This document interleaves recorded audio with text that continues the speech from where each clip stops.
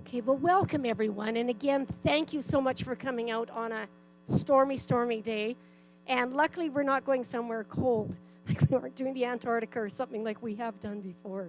But anyway, this was October 2023, and Turkey was a country that we had only just touched on once, and that was off of a cruise ship. Turkey's surrounded by some very restless countries, and we were told that Turkey tries to maintain friends with everybody. They try to remain neutral. So they may say yes to Russia, this is what we're going to do, but they'll say yes to another country at the same time. These are the stops that we made in the country. Just give this gentleman a moment here. So flying into Antalya, the greenhouses covered acres and acres and acres. They grow a lot of flowers for export, but there's also crops of peanuts in some of them. And we learned that there's 31 kinds of oregano in this country. Now, Antalya is the capital of tourism in Turkey. It's bordered by the Taurus Mountains that you can see in the back. It's the largest city on the Mediterranean coast, and it's almost 3 million people. And it goes way back to 200 BC. The Ramada, where we stayed, was a very modern hotel, and it's located right on the cliffs of the ocean, and you'll see a better picture of it later. Out of our window was an amazing view of the Atlas Mountains. They're a source of white marble. Now, we finished off our first morning with an ocean swim. So you take the elevator down to -5, and then you walk through a rock tunnel to get to the ocean. And it's there's scuba diving and snorkeling and fishing and lots of floating platforms. Lots of Russians head to this area.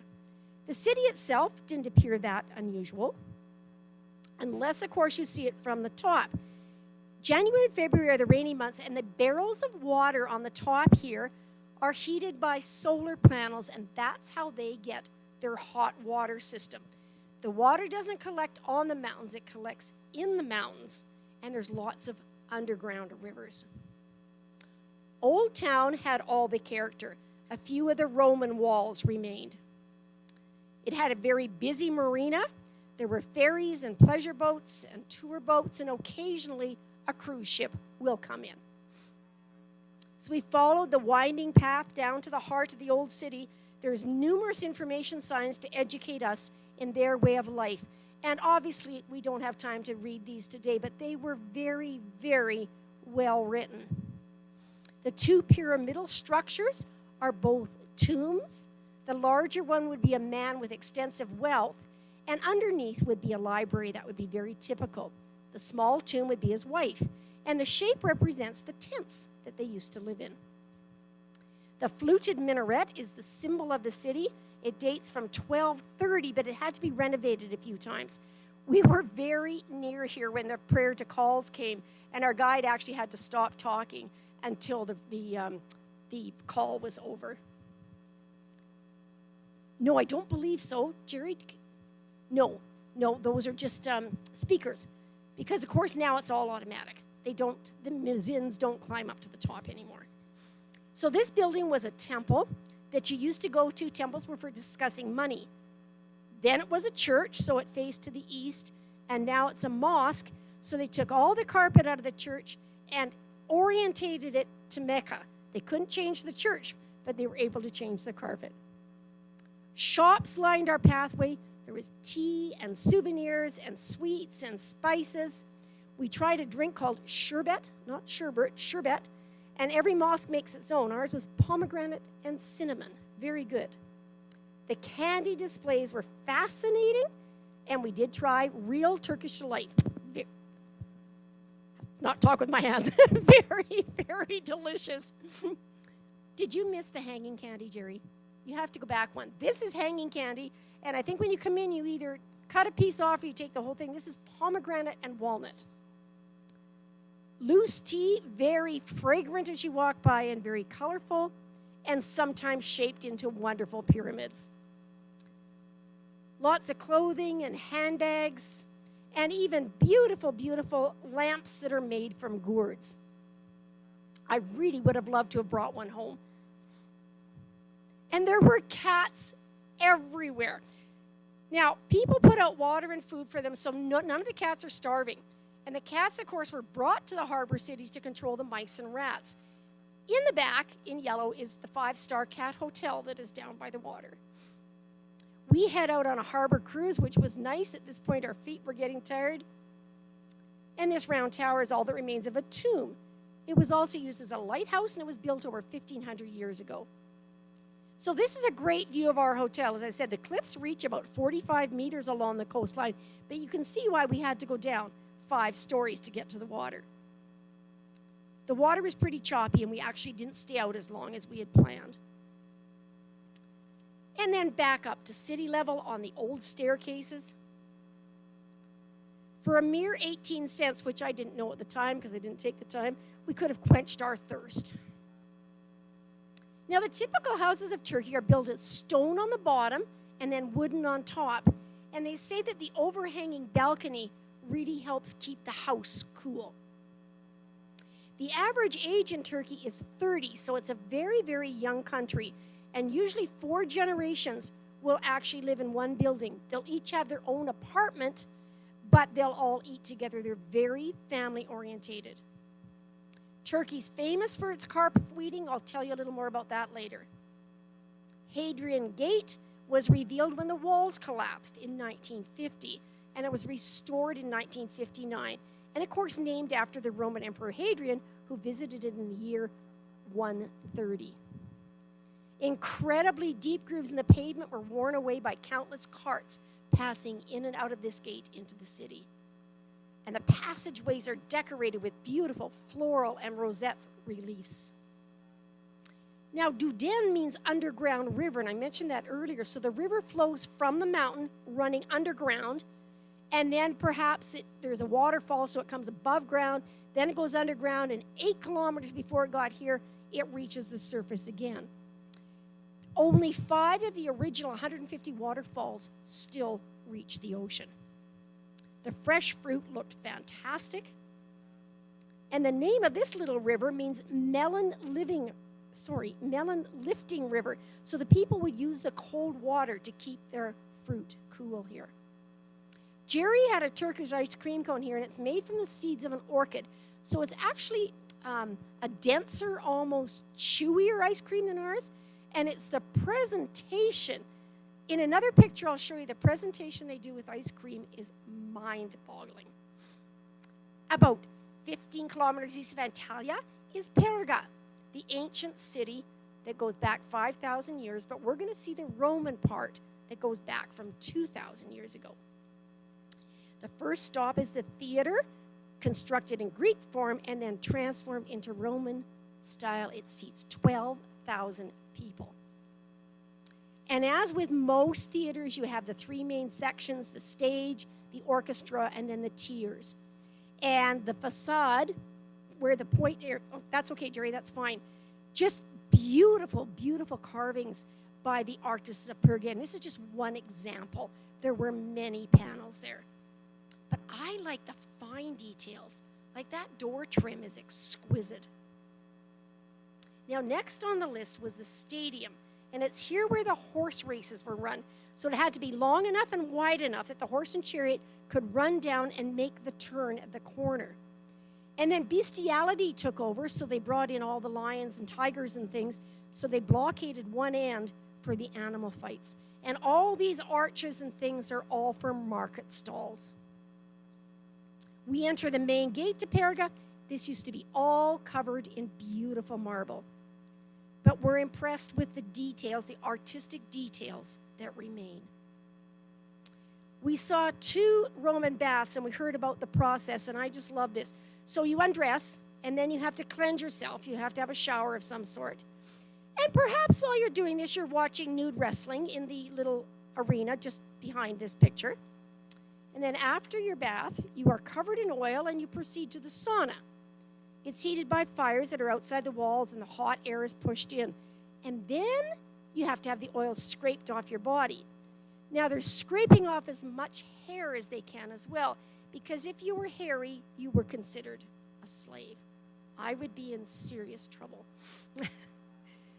This is one of the oldest and most remarkable structures in the city. It dates back from the 3rd century. There were three-story oval towers, and every little niche on the inside there had a beautiful statue. From this gate is a 480-meter long columned street. It was magnificent. And the unique and prominent feature of this is the central water channel in the center of Main Street that contained a series of cascading pools and would have been remarkable even today because we're talking temperatures of well above 30. The water could be directed onto the streets to clean them and then was drained into a channel below. Very efficient. And in the center of the agora of the market was the fridge. Through water circulation, this area could be cooled to 8 degrees. So they had hooks in the meat, they had hooks for the meat in the ceiling, and then platforms on the ground kept the fish out of the circulating water. And again, when you think that when we were there, I think it was over 30, that is absolutely outstanding. Now, this doesn't show the school, but the school was again situated very close to the wrestling arena. Wrestling was not about hurting each other, it was just about besting each other. And it was done nude originally, and then they were done when they were covered in oil. But they had to wear leather pants so they had somewhere so they could grip their opponent. It was kind of a national sport at the time. Gerry, if you can just go back. I have to tell you about the school because I thought this was so fascinating. You know how in the old days we used slates? There they used a piece of wood, and on the top they would put a layer of honey. So you would write in the honey, and then you could just smooth out the honey afterwards. Wax. I apologize, wax. And you just used a narrow tool to draw in the wax, and then you just smooth it down again. I thought that was fascinating. Okay, so time for a Turkish lunch, and I just want to tell you about the drink. We had been sweating. It was very, very hot, and this was made of yogurt, salt, and water.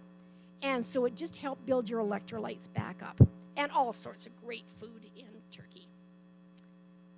We visited a greenhouse and enjoyed the guide telling us about his 300 different plants. We saw papaya, passion fruit, eggplant, olive trees, lime trees, lemon trees, avocado, blueberries, and sugar apples.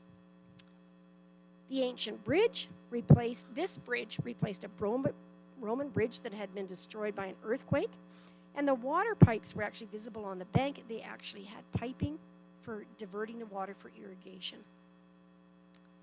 As we headed out further from the city, we saw numerous crops. We passed fields for the first time, so we saw pomegranate orchards, cotton fields, orange groves, and again, numerous greenhouses. We climbed in elevation fairly slowly and arrived at Aspendos. And the city was one of the early cities to mint coin and was a very wealthy city from salt, oil, and wool. This 1,800-year-old Roman aqueduct was very unique in that it had a pressure tower at the top. So because there were no up and down hills, they had to have an up and down pressure system. It was fascinating, and if you look in this corner, they fit together almost like Legos. It was fascinating. We had fresh juice from a local farmer, and we enjoyed chatting with the craftsmen, and you can see this gentleman here is making beautiful scarves. Aspendos is known for its theater. It's the best preserved Roman theater in the ancient world.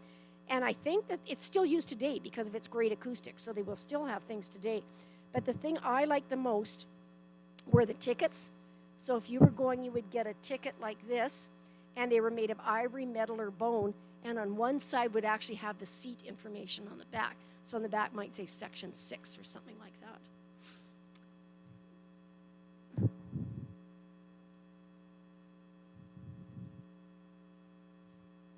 Oh, Turkey is its own country, but there were Greek people there. There were lots and lots of Greek people there. Yes. Like a lot would, things would have been built by Greeks, and then Romans would have taken them over and transformed them. So, we're definitely still in Turkey. Okay. So in ancient times, they actually flooded the floor of this one so they could show a sea fight, which was very interesting, a battle on the sea. And I read two different numbers for this. One said 7,000 and one said 15,000 for this, so I'm not sure. So we cross from the Mediterranean zone to the Anatolian Plateau. The mountains are named after the storm god Taurus. And unfortunately, the Turkish nomads' lives have really changed, and we did not get a chance to talk to any of them. It's the next picture, Jerry. If there had been some close to the road, our guide would have stopped and introduced us. But they camp in the mountains still to feed their livestock, but they also maintain houses in town so that their children can attend school. And note the use of plastics and all the vehicles, so it is very different. Honey was a huge part of this economy in the mountainous area. The trees are cedar trees, so logging and hunting is very popular. The cattle's grazed roadside, and ibis are hunted in the higher, steeper parts of the range. So we're heading for Konya. We saw a number of bauxite mines and one factory for extracting aluminum. So it was very interesting. We saw a big solar farm. There's 300 sunny days in the country, so there should be lots of solar farms. Inhabited since 3000 BC, it reached the height of its wealth in the second half of the 12th century, and it was much more of a subdued religious city here, with many more women having their heads covered. This was the main mosque of the city, and the reason we're there is to see the Mevlana Museum. The turquoise dome on the inset is the symbol of the city. This started life as a dervish lodge, so it's home to the whirling dervishes. The details were magnificent. And the tombs were very dignified. The turban, if I can use that word, on top of each tomb signified the position of the person and their occupation. So Mevlava's tomb, which is hard to pick out in here, was covered with brocade that was embroidered in gold with verses from the Quran. So if you see the black turban on top, you can look down and see the curved tomb at the bottom. Very, very interesting architecture, and you can see each little dome there was the home to one of the monks. So whirling dervishes date back over 700 years, and they performed the dance called the Sema, which is the ritual whirling dance, and it's supposed to show the cyclic ways of life, and it's considered a form of meditation. And the monks usually wear black and white, and then the cap is to signify the gravestone that will be put on their grave. Some of the ladies of Konya, and the very decorative tombstones in the city cemetery. And you can also see the seal, which is the seal of the city, and a city truck, and a very patriotic Turkish person. We head across some vast farmland, so we see grain, corn, pumpkin fields, granaries. We even saw a little bit of harvesting. We saw them making silage. It was very, very interesting. And this kind of boggled my mind. So these are all handmade wool carpets, and they're pounded down by the cars and by people walking on them. This brings the lanolin out, and then when they're washed, the colors are better than ever. I wouldn't think of walking on a hand-woven wool carpet. So this is interesting. In many areas, the groundwater just drops.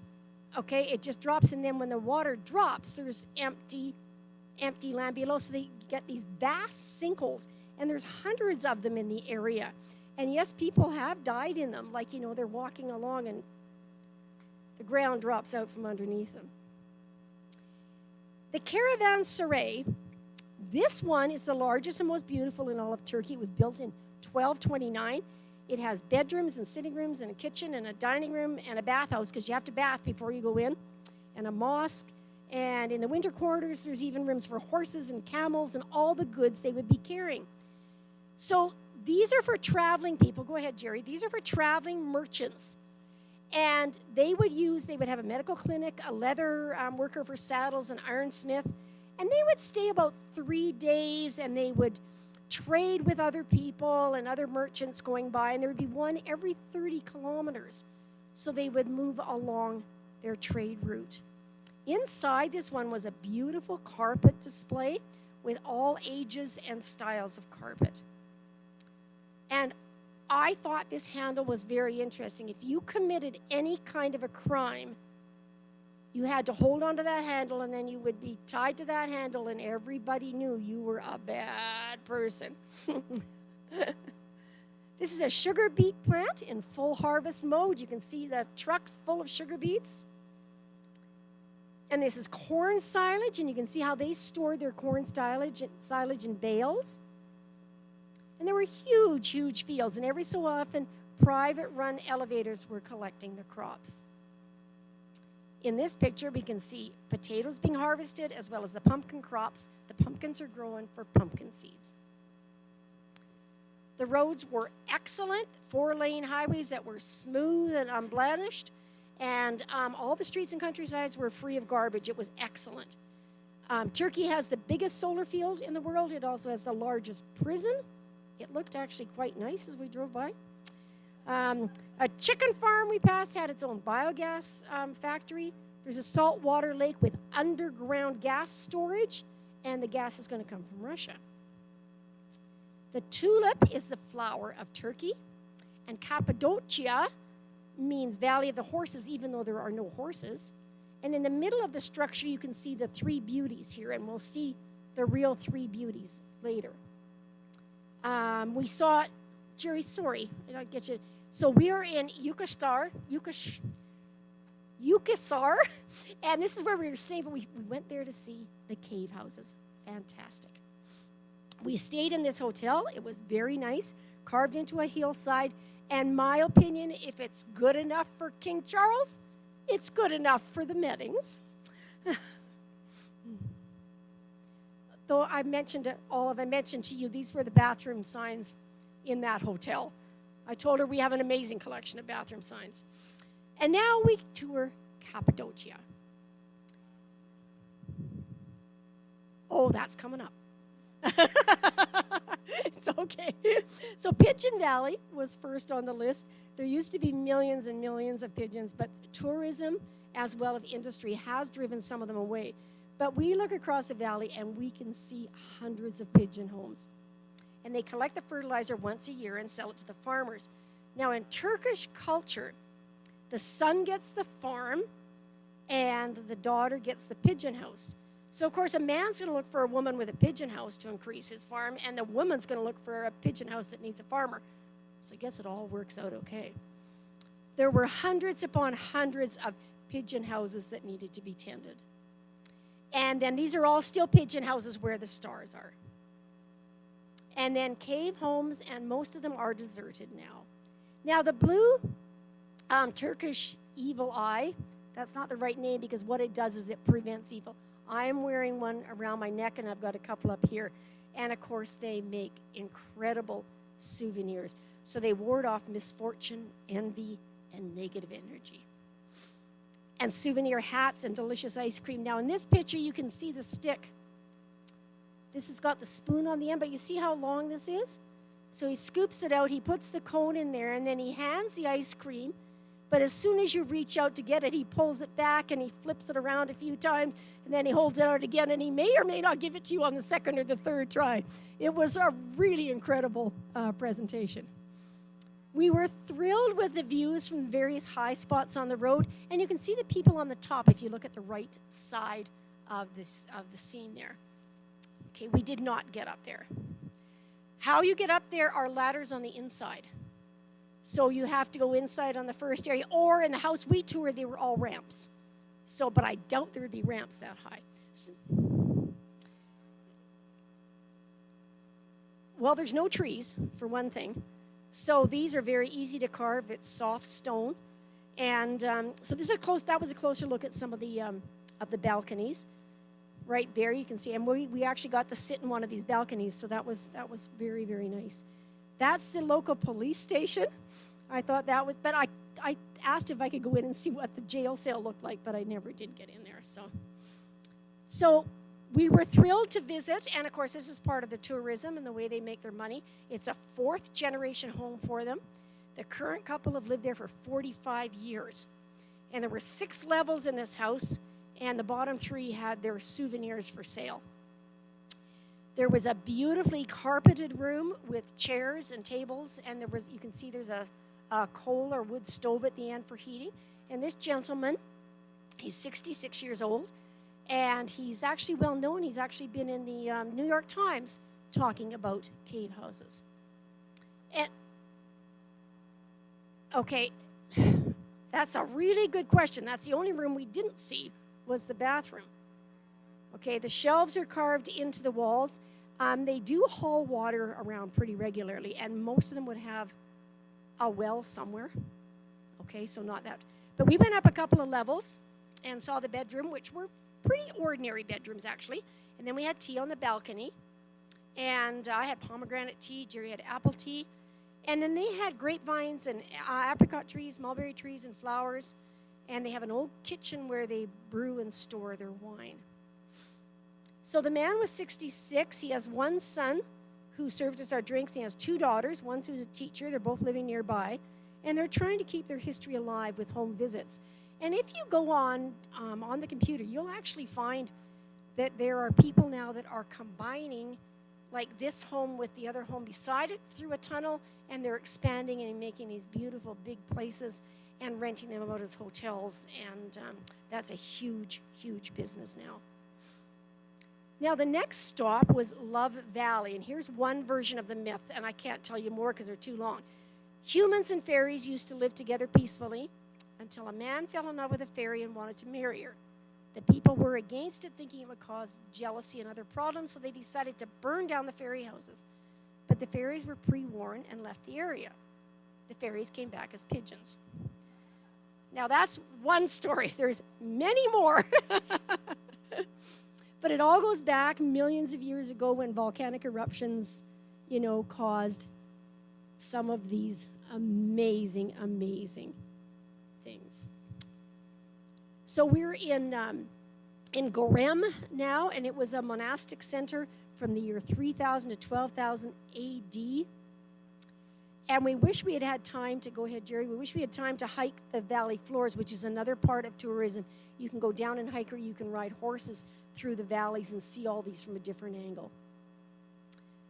Love Valley likes to make the most of it named, so all along the edge of the cliff, they have all sorts of different things for you to take their pictures. They have beautiful animals for you to pose with. These were more my size. Now, the next morning, we got up very early, up well before the sun for our balloon ride. And the morning stillness was broken only by the blasting of the hot air balloons as they're getting ready to lift. And they are all around us. And as we take off into the air, it truly is a spectacular sight. Below us, there's still many more getting ready to go. The pilot takes us gently down into the valleys, and then, of course, with one blast of air, we rise and skim over the top of the cliff's edge. Now, there's 32 people in most of the baskets. This is a huge tourist business for Cappadocia. So if there's 32 people, and today they said there were 165 balloons in the air, we're looking at over 5,000 people in the air. And I can't remember what we paid for it, but it's good business. So we flew right over the town of Gorem. You had to be there. And even the lighting wasn't spectacular, but, at least it isn't quite as colorful as we wished, but it is absolutely amazing.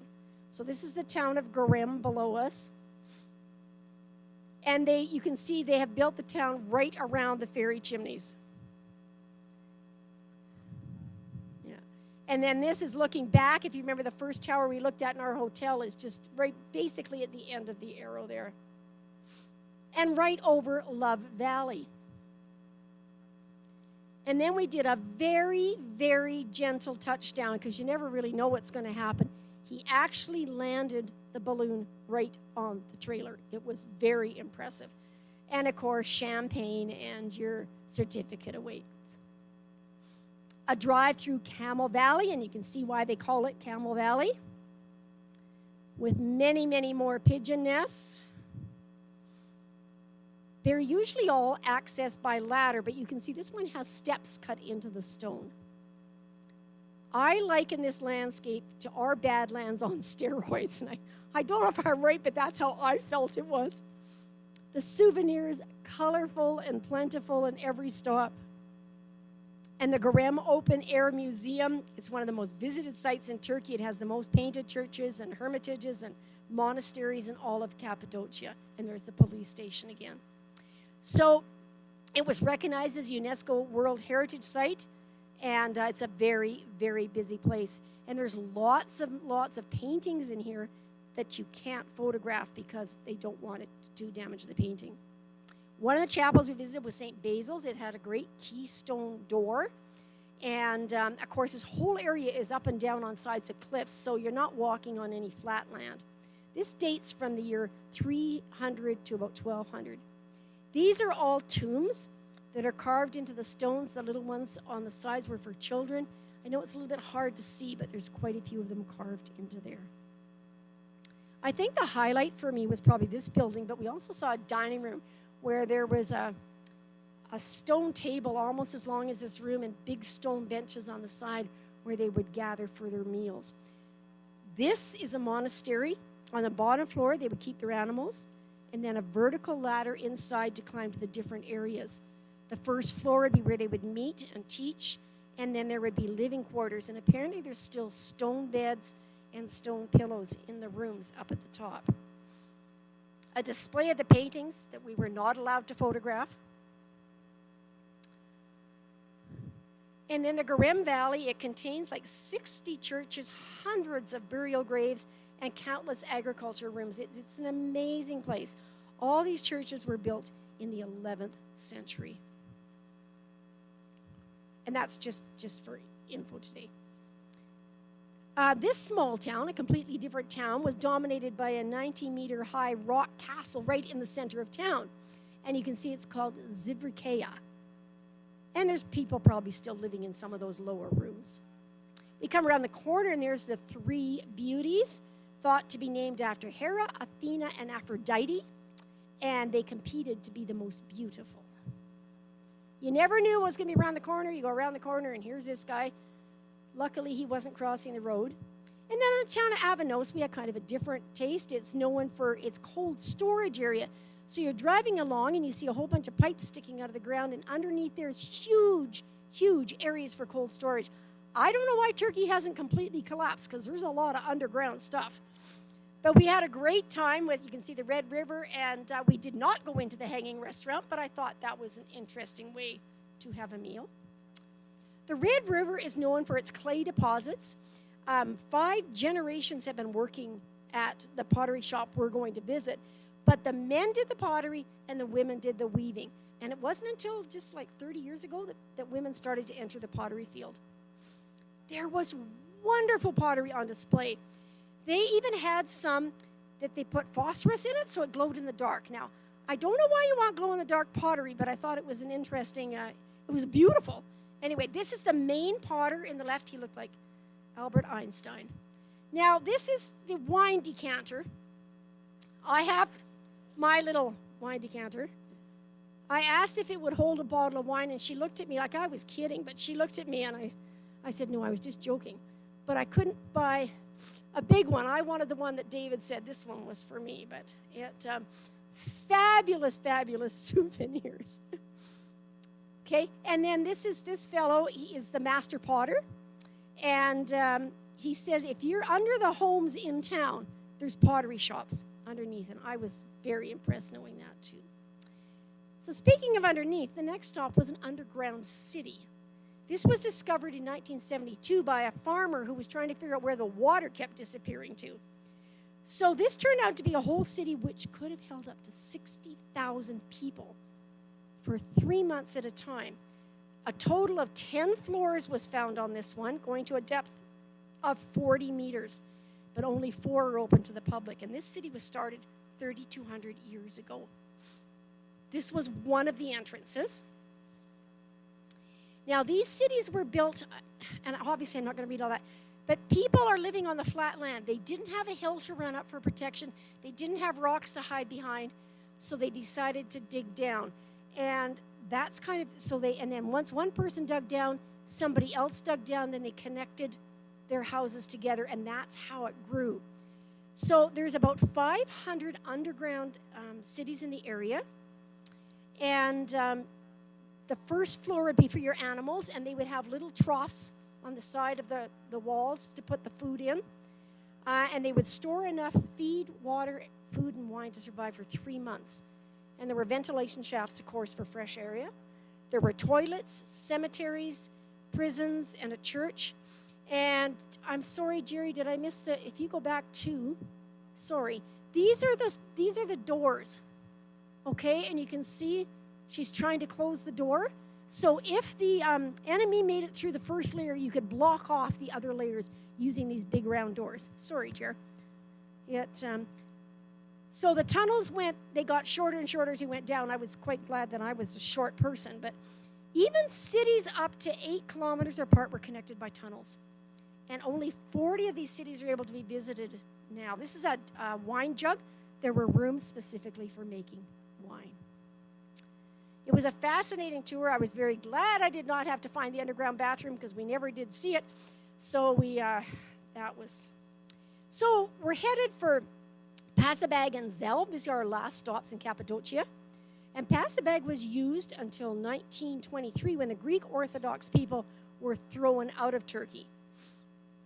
This unique valley is just, amazing fairy chimneys, and you can really appreciate the moonscape topography. Every mushroom cap was different. It was just fascinating, and we climbed and hiked in amongst them. And then the rooms were carved in the bottoms of many of them. So it was a very busy area. It wasn't easy to get around, but you can see there was lots of people there. So we saw tombs, monasteries, a monk's cell, wine cells. It was really quite something. And so with stone steps or ladders or how you made it to the top floors. Due to its history, it's also known as Hermit's or Monk's Valley. And you can see here on the left is the monastery. On the right would be a cell for one monk. And according to our guide who's been inside, he said there are still beds and pillows and stuff in there. And you used to be able to go up there, but they, of course, have made things a little harder to access. And then we're in Zelv. The Greeks left here in 1925, but the mosque was used until 1959. And this is an extensive area of caves. And a highlight was seeing this wheat milling stone. The stone weighs about 500 kilograms, and it was quite amazing how they could move it around. And after all that education, it was time to head off to Rose Valley, and they'd set up a wonderful wine tasting on the edge of the cliff, and delicious Turkish snacks. And then through some of the little villages that always had their quaint scenery. And we enjoyed a carpet weaving demonstration, which of course you can't go to Turkey without seeing that. The carpets are all made in surrounding villages and then brought into town and sold here. And there were lots to choose from, let me tell you. And actually, I believe 3 were sold to our group, not us. So we like the pictures. These aren't great pictures of them, but they're all carpet. Like, they're exquisite. They're absolutely exquisite. So I really have no idea. I have enough trouble with cross stitch and trying to remember to change my thread after 3 stitches. I don't know what these guys do, but isn't that fascinating? Our tour of Cappadocia finishes with a traditional kebab stew, which is cooked in a clay container, and then he's using this knife to whack off the top and pour the stew in. It was delicious. And then the next morning, as we pack up to head to the airport, another 165 balloons have taken off. And we head to Istanbul, which of course used to be Constantinople. There's about 15 million people here, and it lies in both Europe and Asia. The traditional houses line the streets, and vendors were selling roast corn and hot chestnuts were the 2 most popular. And our guide tells us that they don't smoke or drink, so they eat lots of candy. Standing in the central square of historic Istanbul We look one way and we see the amazing blue mosque in one direction, and in the other direction is the Hagia Sophia, completed in 537. People will come here and spend their entire day in prayer. And in this one, we did have to keep our heads covered when we were inside. The entrance here was opened in 1935 as a museum, and the building was then Turkey's most visited tourist attraction. It's an amazing place. It was construction between 532 and 537 by Justinian I, and upon completion, it was the world's largest interior space. We were told so many details that I can't share them all, but I love the serapins. Okay, you can see them here in the close-up. So they have 2 feathers to cover their face, 2 feathers to cover their feet, and then, wings. 2 wings to cover their face and feet, and then their 2 wings to fly.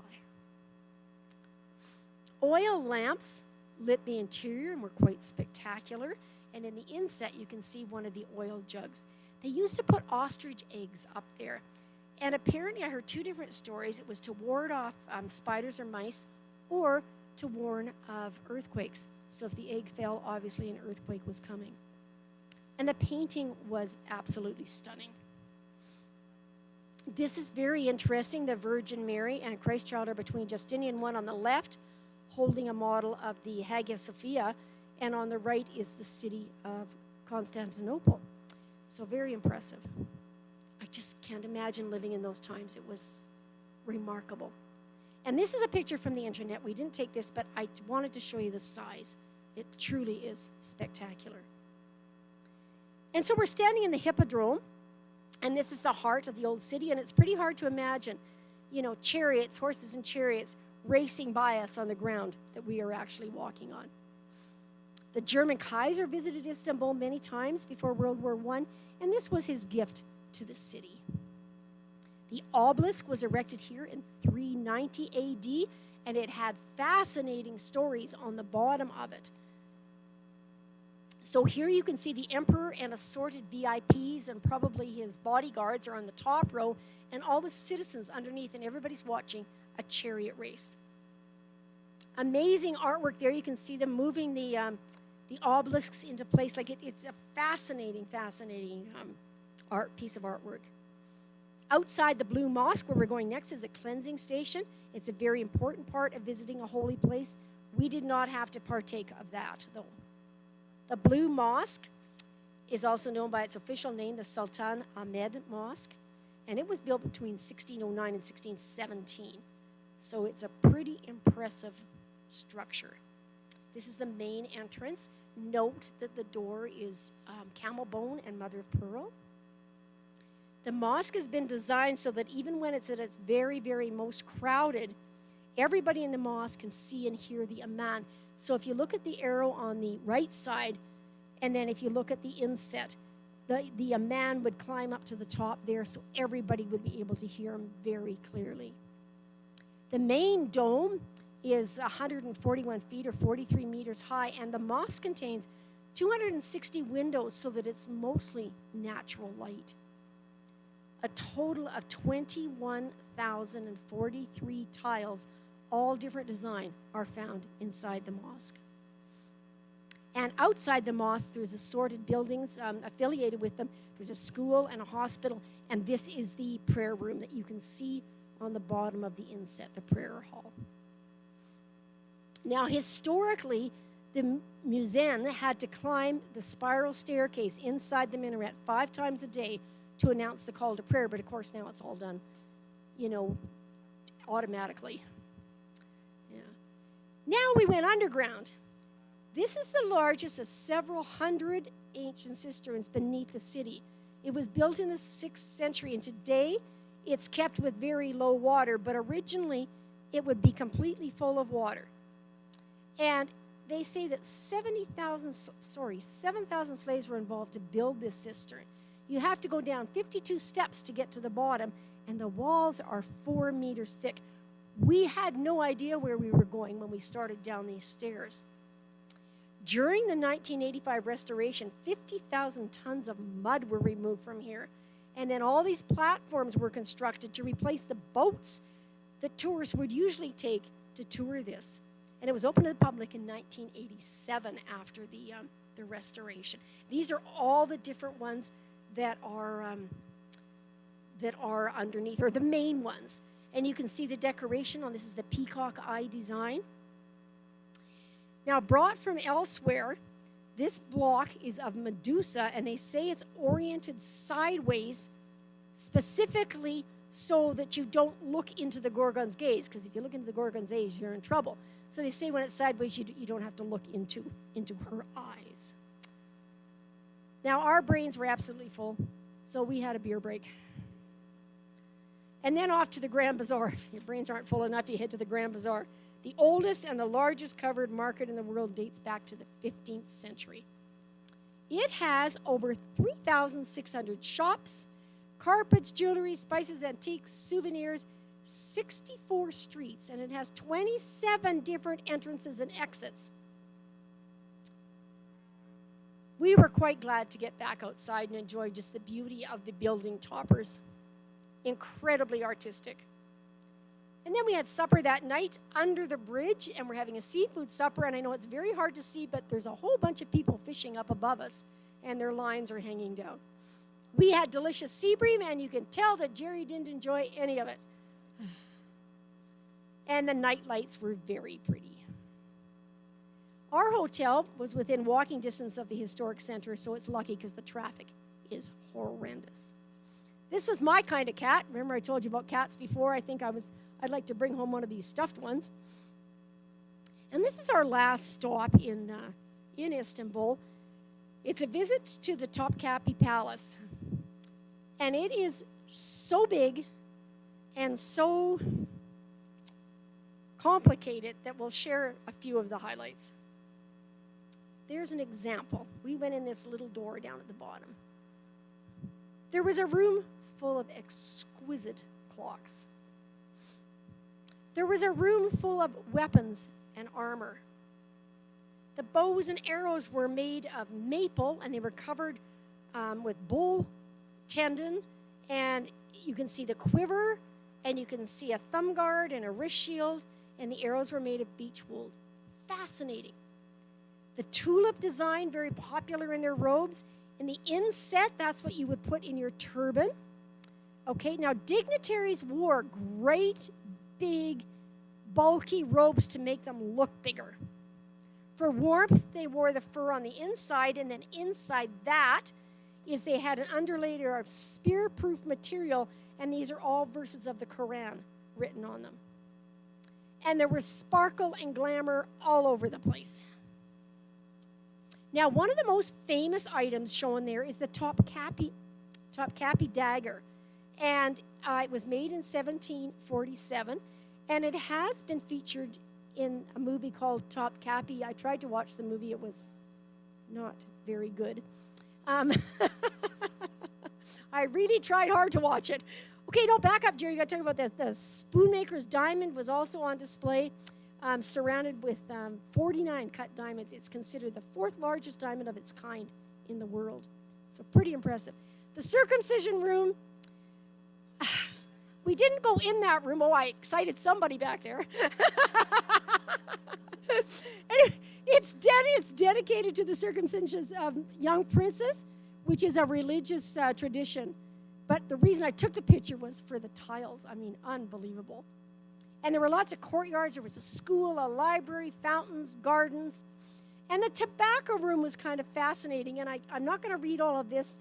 But the chief tobacconist provided pipes and tobacco and water pipes for the palace. And he had to keep them clean, and he had to prepare them.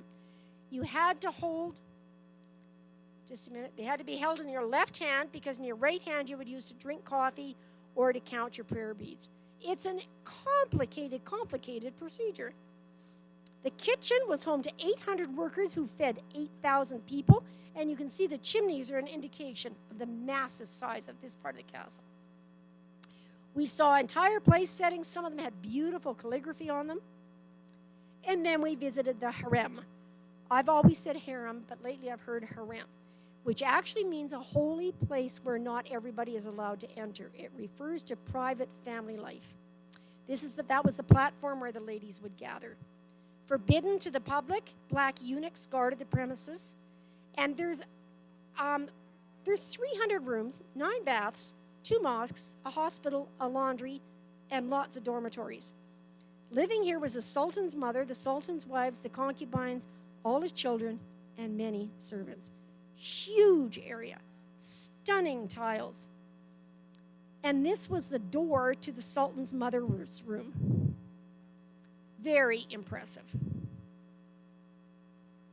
And the Sultan's ceremonial reception hall where he would receive the household. It was given the name Topkapi in the 19th century, and they had major renovations after earthquakes and fires. This is more tourists than our guide had ever seen at that time of year. It was amazing.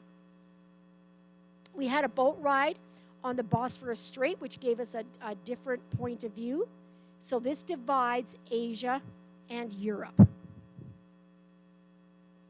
The girls' tower was a little lighthouse, and what happened is this man was told, your daughter is going to die because she's going to be killed by a snake. So he took his daughter, he put her on the island, and the only people that could go would take food and drink to her, but a snake eventually came to the tower with a load of grapes, and she perished. The smells, the colors, and the people were crazy in this place. We love the piles of loose tea and the spices and the candy shops and just the color and dazzle and dried fruit and dried eggplant. I didn't recognize eggplant. I had to ask somebody what that was. And grape leaves for wrapping your dinner. And, of course, tea of all varieties. And in our last evening, we feasted on the shank of lamb. You can see up at the top. Again, Gerry quite enjoyed his. And then the next morning, we were able to go for a walk and a different view of the kitchen chimneys. So, again, it shows you the size. And then that's when we boarded the Star Legend for a week of cruising. We get fantastic views as we leave. And when you think in the city of that many millions, we only saw this little piece. You know, I thought, that's not so good. Now, I'm thinking I might leave it there, or do you want me to just go fast through the rest? I can go fast. We've got 10 to 3. I can leave it there. Keep going. Okay, and I will speed up a little bit. So we're going to Kusadasi. Okay, and Kusadasi is the home of Ephesus. So we're there to visit the amazing site of Ephesus, which was the commercial capital. And some of you have perhaps been there. An amazing, amazing place. The water pipes that flow through this city just show how incredibly civilized they were. They had pipes for carrying sewage away and pipes for water. The details of these sites are astonishing. The hospital, don't go to the hospital if you're dying. If you're dying, they don't want you. If you think you can be cured, come on in. This is Nike, the goddess of victory, and the main street leading to the Library of Celsus, the Temple of Trajan. We were really glad it was a dry day when we visited because this looked very slippery. The Temple of Hadrian and the carving of Medusa. And if only these stones could talk, just think of the history they could tell us. My favorite, and this is the second time we've been to Ephesus, somebody's not. My favorite was the latrine.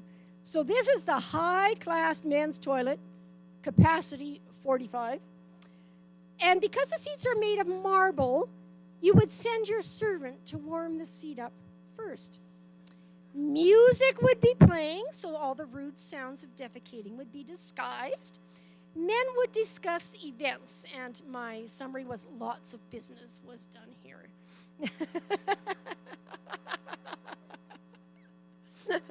Lots of mosaics, and there's still lots and lots of excavation and ongoing areas. And what we're doing is we're doing a special tour of the terrace houses that I've pointed the arrow to. In terrace house number 2, there's 6 separate residential units, and they had individual entrances, and these are built during the Roman imperial period in 20 AD.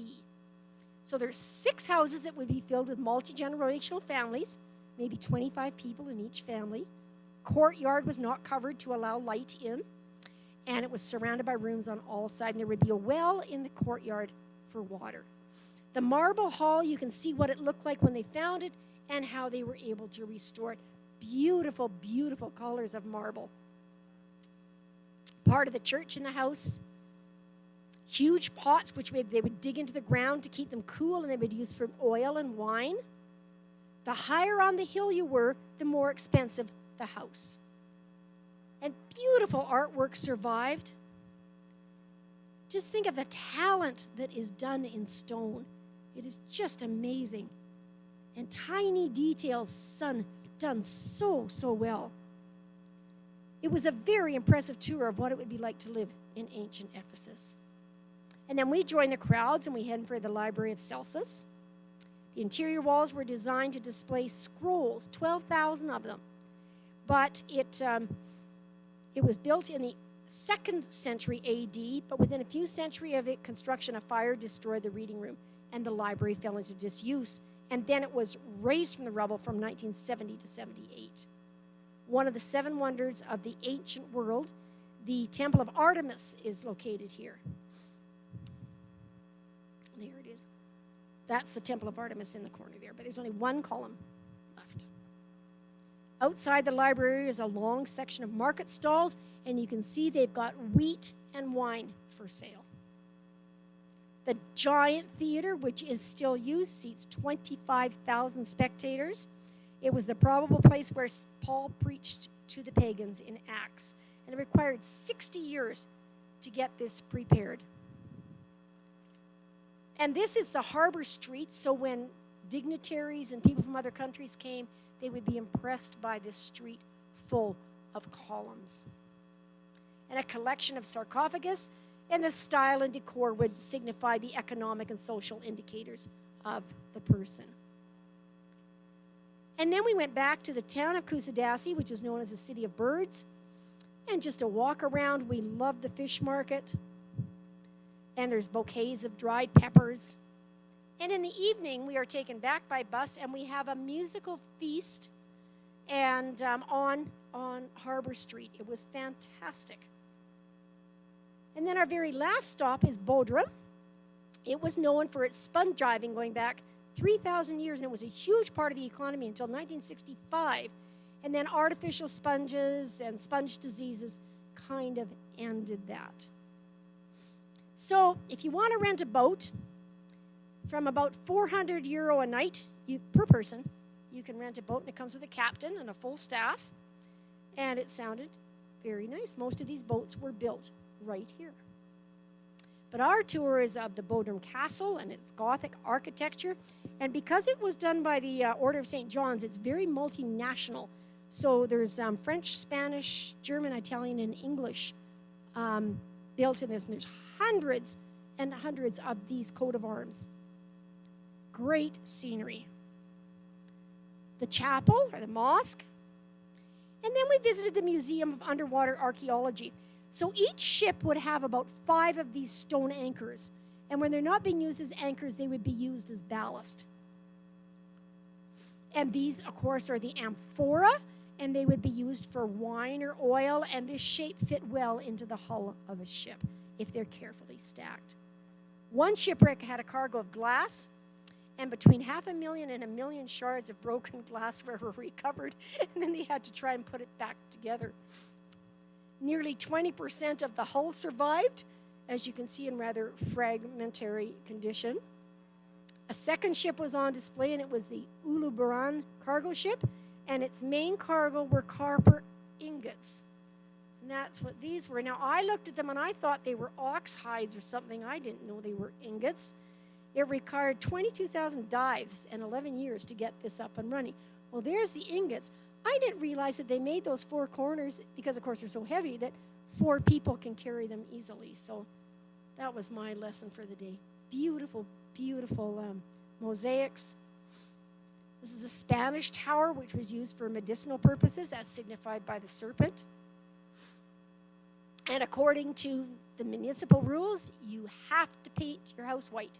You are not allowed to paint it any other colors. And then we got here, and I sort of thought, well, okay, it's getting to the end of the day. Maybe I'm just tired. I don't know why I'm here. Well, this is a pretty amazing place. It was the location of an amazing, amazing tomb. This monument was ranked as the 7th wonder of the world by the ancients because of the beauty of design and how decorated it was with sculptures and ornaments. So they had a couple of great pictures as well as this model. So it, and then as you saw, that was all that was left of it. And then to finish our day, we decided to walk back along the beach and enjoyed a beautiful walk along. And then you can see behind the castle we toured. And in the inset, we had a belly dancer to entertain for us before we headed out to sea. And then we're heading for a Greek port of call after this. So this was the last stop in Turkey. Now, I have to tell you that you're not supposed to call it Turkey anymore.